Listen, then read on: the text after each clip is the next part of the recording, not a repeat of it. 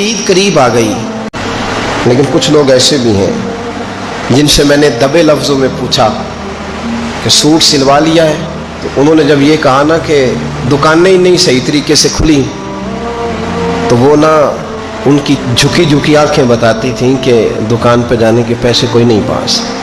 एक शायर था तो वो कहता है कि मैं खिलौनों की दुकान के पास से गुजरा, मैं भी साथ था, मेरा बेटा भी और मेरा पोता भी।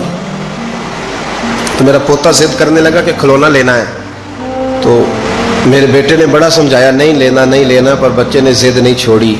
बाप ने मारा भी डांटा भी, पर उसने कहा नहीं मैंने खिलौना लेना है। तो जब मेरा बेटा नहीं मान रहा था तो मैंने फिर उसको कहा, मैं मिसाल दे रहा हूँ, पस मंज़र कुछ यूँ बना होगा। उसने कहा कि तुम खिलौने की दुकानों के पास से क्यों गुजरे, ये बच्चे की जिद है, ये समझौता नहीं करती, ये बच्चों की जिद है, ये समझौता। और वो आज भी दोपहर में बच्चों को सुला देती है इस डर से कि गली में फिर कहीं खिलौने बेचने वाला ना आ जाए। सिर्फ मेरी गुजारिश इतनी है कि 3 जोड़े बनवाले वाला 1 बनवा ले, और थोड़ा थोड़ा ना एसार का जज्बा, गरीबों का ईद पर खुसूसी ख्याल। अमीरों ने सारा महीना गोश्त खाया है और बड़ा दब के खाया है। जो नबी पाक की उम्मत से प्यार करे ना, रसूल पाक उससे बड़ा प्यार करता है। इस तरह करना, ईद पे गोश्त का आर्डर देना, लेकिन एक दिन अपने घर पका लेना और कोशिश करना कि दाएं बाएं जहाँ गोश्त नहीं ना जाता, थोड़ा थोड़ा वहाँ भी सिर्फ छोटे छोटे खर्चे अपने कम करके, तो वो फिर भी जेब में नहीं रखने, वो थोड़ा सा ना इस्हार इस ईद पे बड़ा ज़रूरी हो गया है। हाँ, कुछ है ऐसे ही खर। एक पैगाम ईद के लिए आपकी खिदमत में अर्ज़ करना है। नबी पाक सल्लल्लाहु तआला अलैहि वसल्लम को ना जो चीज़ बड़ी पसंद है वो इस्हार है। अपने मुंह का निवाला निकाल के किसी को दे देना, ये हुजूर को बड़ा ही पसंद है। कुर्बानी करना, इस्हार करना, ज़रूरत होते हुए किसी की मदद करना। कुरान मजीद आप पढ़े ना तो सहाबा की तारीफ कुरान ने बयान की, फरमाया वयुसिरूना अला अनफुसिहिम वलौ काना बिहिम खसासा, फरमाया वो दूसरों पर इसार कर देते हैं चाहे उन्हें कितनी ही ज़रूरत क्यों ना हो। ईद करीब आ गई, आप यकीन करें गाँव में फिर भी कुछ लोग ऐसे हैं जो ख्याल कर लेते हैं। शहरों में चूँकि हम एक दूसरे का हाल भी नहीं पूछते, आज भी गाँव में कुछ कच्चे मकानों वाले अपने हमसाये के घर फाका नहीं होने देते। थोड़ी थोड़ी ये अपील है, मेरी ख़ास अपील है, याद रखना। थोड़ा सा मेरा एक दोस्त से बड़ा ही प्यार है, बड़ा ही, मुझे बड़ी मोहब्बत है। मैं ज़रूरी तो नहीं हर बंदे के मुंह पे कहा जाए। उनकी बेटियां काम करती हैं। मुझे एक सुबह उन्होंने बताया कि बच्चियां काम पे जाती है, तो मैं फजर के बाद सोता हूँ। उस दिन मैं सो नहीं सका, बड़ा मैं अज़ियत में आ गया। मैंने कहा कि बेटियां तो मेरी भी है ना, तो इसलिए ये थोड़ा सा ना मेहरबानी करें खुदारा, थोड़ा सा ना उम्मत का दर्द भी महसूस करें। बड़ी बड़ी सोसाइटियां तो थोड़ी हैं, ज़्यादा लोग तो अभी भी कच्चे मकानों में हैं, तो मेहरबानी करें थोड़ा सा इन लोगों का इस ईद पे ज़रूर ख्याल करें। तो मेहरबानी फरमाएं, आपसे मेरी ये दर्दमंदाना अपील है कि थोड़ा थोड़ा दाएं बाएं ज़रूर तवज्जो कीजिएगा। कौम कोई ना कोई त्यौहार मनाती है और लोग चूँकि मुआशरा इनफरादी सतह पर भी राज़ी रहना चाहता है और इज्तिमाई माहौल भी फराहम करना चाहता है। कौमें बड़े बड़े त्यौहार मनाती हैं, मेलों का बंदोबस्त करती हैं, दिन मनाए जाते हैं। इस्लाम के अंदर भी दिन मनाए जाते हैं और बड़ी करीब एक दिन आने वाला है जिसे ईद उल फित्र कहा जाता है। लेकिन इस्लाम के त्यौहार बाकी कौमों को ये बताते हैं कि त्यौहार मनाए किस तरह जाते हैं। तो सबसे पहले तो ये याद रखें कि इस्लाम के अंदर जब ईद आती है तो उसका कोई मकसद है, और हमने ईद को किस तरह मनाना है ये सारा कुछ हमारा दीन हमें बताता है। पहले तो आप देखें कि ईद मुसलमान ने किस तरह मनानी है। सवेरे जब उसने उठना है तो उसने फजर की नमाज के बाद दोबारा से तैयारी करनी है, गुस्ल करना है, साफ लिबास पहनना है, खुशबू लगानी है, और करना यह है कि नमाज के लिए जाना है। उसके ईद का आगाज, उसके इस खूबसूरत त्यौहार का आगाज अल्लाह तबारक व तआला की इबादत से हो रहा है। और ईद मना कब रहा है? रमजान के 30 रोजे पूरे करने के बाद या 29 का चांद देखने के बाद। तो सबसे पहले हमें यह बताया जा रहा है कि जब तुम ईद मनाओगे तो तुम सजदा शुक्र के साथ मनाओगे, अपने रब के साथ जोड़ के मनाओगे, अल्लाह तबारक व तआला की इबादत के साथ मनाओगे। تو اس میں کوئی شور و غوغا نہیں, کوئی ریلیاں نہیں, کوئی جلوس نہیں, کوئی پٹاخے نہیں, کوئی گانا باجا نہیں. اللہ کی عبادت کے ساتھ بتایا جائے گا کہ تمہارا جو تہوار ہے وہ تہذیب کا, شائستگی کا, خوبصورتی کا, نظم و نسق کا ایک بہترین ذریعہ. تم بڑے راضی جب ہوگے تو پھر بھی تم اپنا ساری جھکاؤ گے رب کی بارگاہ میں, پھر بھی تم یہی کہو گے سبحان ربی العظیم, پھر بھی تم یہی کہو گے سبحان ربی الاعلی, پھر بھی تم اس کی بارگاہ میں جبین نیاز جھکاؤ گے. کہ یہ جو تمہارے پاس عید کا دن آیا ہے یہ اجتماعیت کا دن ہے. آپ جب صف میں کھڑے ہوں گے نماز عید کے لیے تو کیا امیروں کی صفیں علیحدہ ہوں گی, غریبوں کی الگ ہوں گی, کیا پڑھے لکھوں کی الگ ہوں گی اور ان پڑھ لوگوں کی الگ ہوں گی, کیا قبیلوں کی الگ ہوں گی اور دوسرے قبیلے کی الگ ہوں گی؟ ایسا نہیں, ایک ہی صف میں کھڑے ہو گئے محمود و یاز. نہ کوئی بندہ رہا نہ کوئی بندہ نواز, صاحب و محتاج و غنی ایک ہوئے اور تیری سرکار میں پہنچے تو سبھی ایک ہوئے.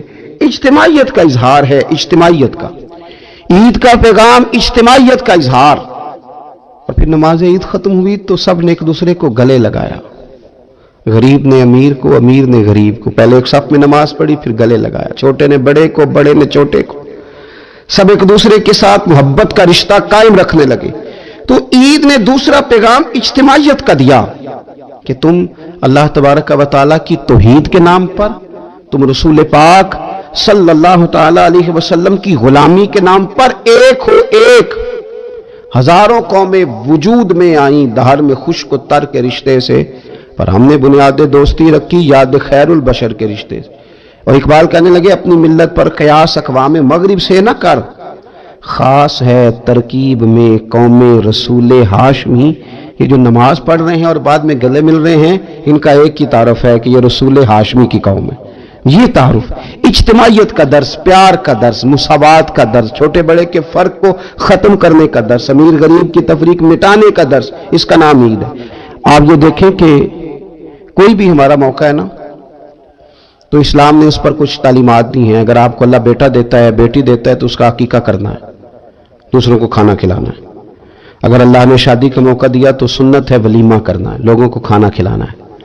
اگر بڑی عید کا موقع آیا ہے تو قربانی رکھ دی گئی ہے, آپ گوشت کریں گے, اس کا ایک حصہ رشتہ داروں کو دیں گے, ایک حصہ غریب نادار لوگوں کو دیں گے. اور عید کا موقع آیا تو صدقہ فطر رکھ دیا گیا چھوٹی عید پہ.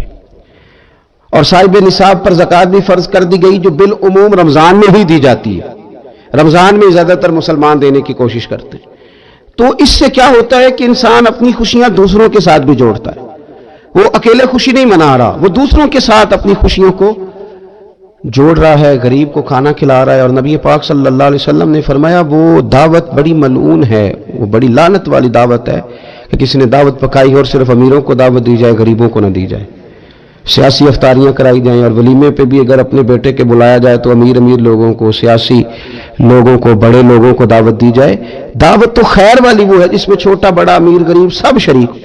تو عید کے موقع پر بھی یہ ضروری تو نہیں کہ ہم 6 جوڑے ہی بنوائیں, 3 جوڑوں سے بھی گزارا ہو سکتا ہے. اس طرف بھی تھوڑی توجہ کر لیں کہ جس گھر کے اندر 1 جوڑا بھی خریدنا مشکل ہے, یہ کوئی ضروری تو نہیں کہ 10 جوڑے ہی خریدے جائیں, 2 پہ بھی گزارا ہو سکتا ہے. 3 جوتے لینے کی بجائے 1 سے بھی عید گزر جاتی ہے, لیکن تھوڑی سی توجہ اگر غرباء کی طرف بھی کر لی جائے, مساکین کی طرف. یہ کل پرسوں خبر آ رہی ہے کہ ہمارے پنجاب میں ایک ایسا شہر بھی ہے جس میں باپ نے صرف اس لیے اپنے بچے نہر میں پھینک دیے کہ انہوں نے عید کے لیے کپڑے مانگے تھے. اس قسم کی داستانیں جس قوم کے اندر موجود ہوں تو وہ قوم پھر کسی کا خیال ہی نہ کرے, وہ سارا مال اپنے اوپر ہی خرچ کرنا چاہے, اسے احساس ہی پیدا نہ ہو کہ کسی اور کو بھی ضرورت ہے. تو عید ہمیں موقع دیتی ہے. بزرگوں نے لکھا ہے کہ یہ جو عید پہ کہا گیا نا کہ ایک رستے جاؤ اور دوسرے رستے سے واپس آؤ, تو اس میں بھی شاید ایک حکمت ہمیں یہ بھی نظر آتی ہے کہ کئی دفعہ ایک گلی سے گزرے تو گزرتے وقت خیال آتا ہے کہ یار یہ گھر ایسا ہے, دیکھ کے پتہ چلتا ہے کہ جو غریب ہے مجھے تھوڑا ان کا خیال رکھنا چاہیے. پھر دوسری سائڈ سے واپس آؤ, شاید تمہیں گھر بیٹھے یاد نہ آئے اور مکان دیکھ کے تمہیں سمجھ آ جائے کہ یہاں تو شاید روٹی بھی وقت پہ نہ پکتی ہو, اتنے غریب ہیں. تو اسلام نے ہر چیز میں حکمت رکھی, اور صرف عید کے موقع پہ نہیں, مستقل آپ غرباء کے, مساکین کے سرپرست بننے کی, معاون بننے کی کوشش کریں, رسمی طور پر نہیں. پچھلے سال نا عید گزری تو مجھے ایک دوست نے ایک پنجابی کا شعر بھیجا. اس نے کہا حضرت جی اس کو ذرا ضرور پڑھیں. تو شعر بڑا انوکھا تھا. وہ شعر کیا تھا ਉਹ ਰਾਸ਼ਨ ਵੰਡਣ ਵਾਲਿਓ ਲੋਕੋ, ਉਹ ਰਾਸ਼ਨ ਵੰਡਣ ਵਾਲਿਓ ਲੋਕੋ, ਉਹ ईदों बाद भी भूख लगती जे, ईद के बाद भूल ही गए तुम। मुस्तकिल बुनियादों पर कोशिश करें कि आप मुआविन बने, गुरबा के, मसाकीन के, यतीमों के, इन लोगों की मदद करें। हज़रत बशीर बिन उक़बा रज़ी अल्लाह ताला अन्हु फरमाते हैं कि मेरे वालिद जंगे ओहद में शहीद हो गए थे और मैं एक कोने में खड़ा रो रहा था, तो नबी पाक सल्लल्लाहु ताला अलैहि वसल्लम ने मुझे दिलासा भी दिया, दस्त शफ़क़त भी रखा।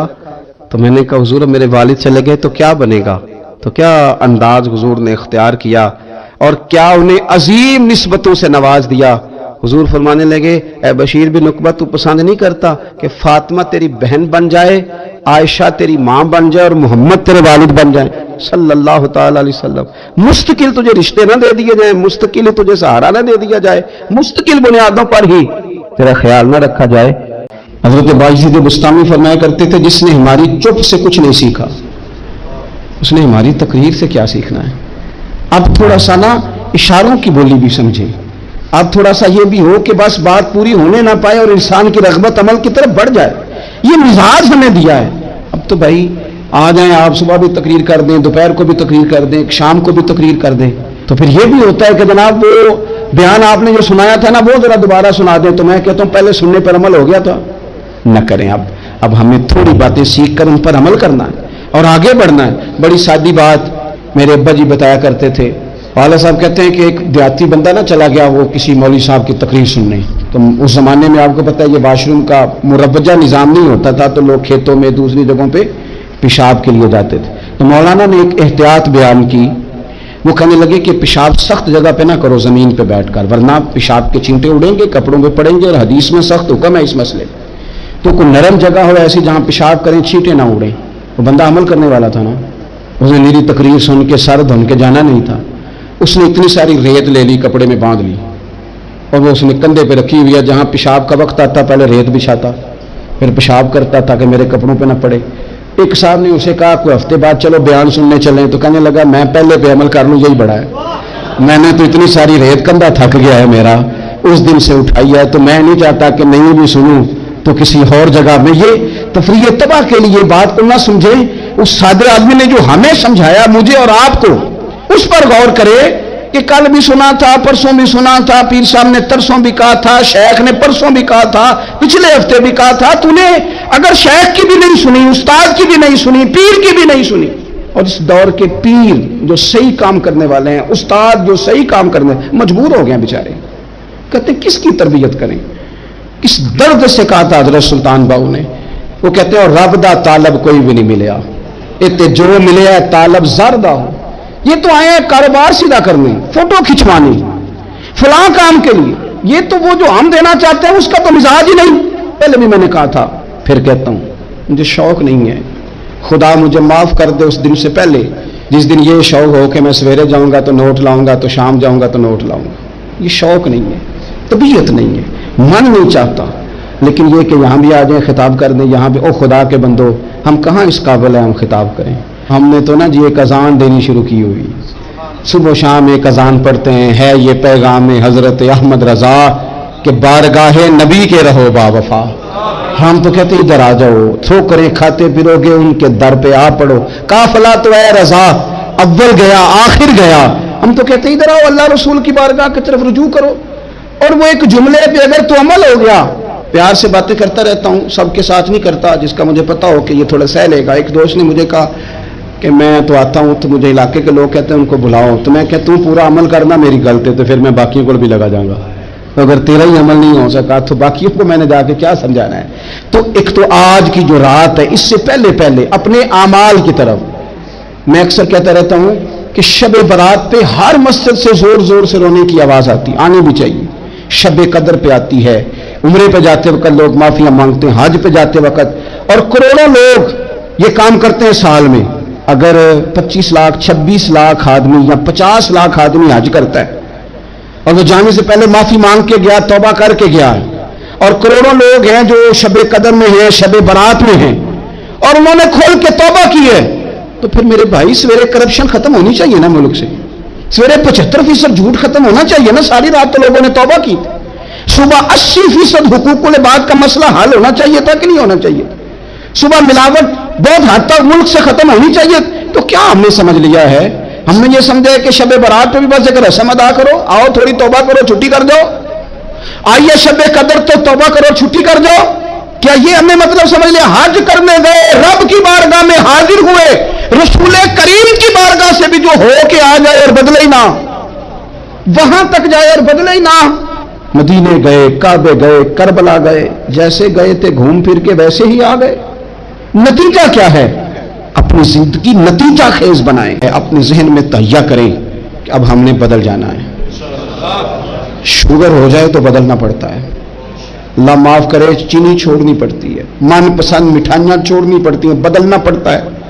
بلڈ پریشر ہو جائے تو یارو بدلنا پڑتا ہے. اگر انسان کو خدا نہ خواستہ کوئی مرض لگ جائے تو بدلنا پڑتا ہے. اولاد پیدا ہو جائے تو بدلنا پڑتا ہے. گھر میں بیٹیاں پیدا ہو جائیں تو بوڑھے باپ کو بدلنا پڑتا ہے. بال سفید آ جائیں تو پھر بھی تو بدل جانا چاہیے نا. انسان کی عمر 40 سال ہو جائے تو پھر بھی تو بدل جانا چاہیے. شب برات پہ توبہ کرے تو پھر بھی تو بدل جانا چاہیے. اب بدل جائیں، اب ہم بدل جائیں. اب نہ درد ہوتی ہے، گاڑی میں بیٹھیں تو کمر پہ درد ہوتی ہے. اب ہم بدل جائیں. اب لوگ بتاتے ہیں تیرے بال سفید ہونے لگ گئے، اب ہم بدل جائیں.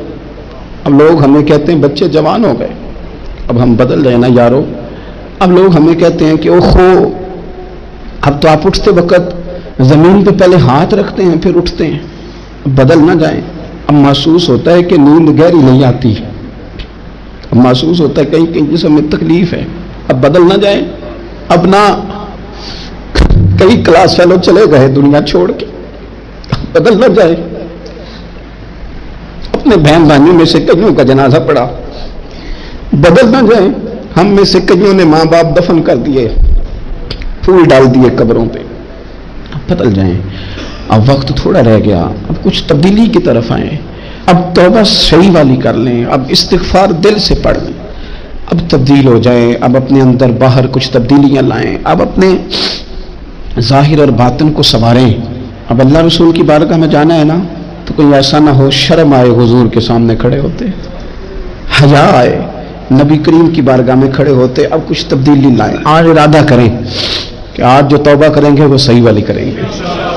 آج جو وہاں استغفار کریں گے اللہ کے حضور حاضر ہو کے تو وہ صحیح والا کریں گے. اب کچھ تبدیلی کا مزاج لائیں. اور پھر ایک اور بات بھی عرض کروں،